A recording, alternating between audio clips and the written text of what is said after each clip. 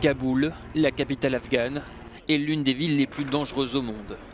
Théâtre depuis plusieurs années d'une guerre civile qui déchire le pays.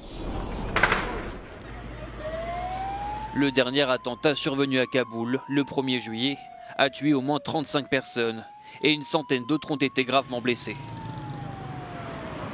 Une attaque revendiquée par les talibans, alors que des pourparlers sont en cours entre représentants des insurgés et les Américains, présents dans le pays depuis 2001. Ce jour-là, cet hôpital pour victimes de guerre, géré par une ONG, a accueilli plus d'une cinquantaine de blessés.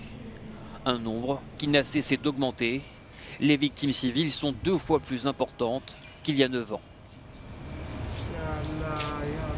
Parmi elles, voici Mustapha. À 12 ans, il s'est retrouvé coincé dans un échange de tirs et a été sévèrement touché. À son arrivée à l'hôpital, ses jambes étaient totalement paralysées. Son opération et sa rééducation donnent aujourd'hui des résultats. J'étais sur le terrain avec mon père quand j'ai été touché par une balle.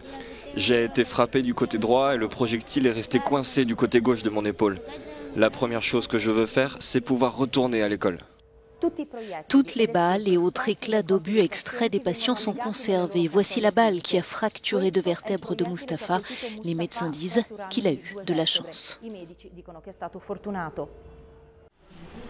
Fin mai, Atagoul, 35 ans, était en train de conduire son tracteur dans la ville de Ghazni lorsqu'une explosion l'a touché au visage.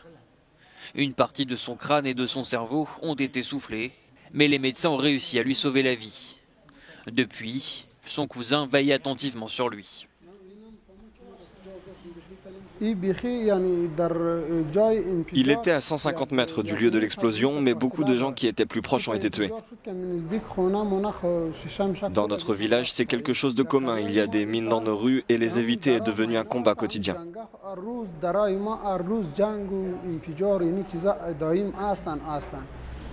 L'an dernier, plus de 3800 civils ont été tués en Afghanistan.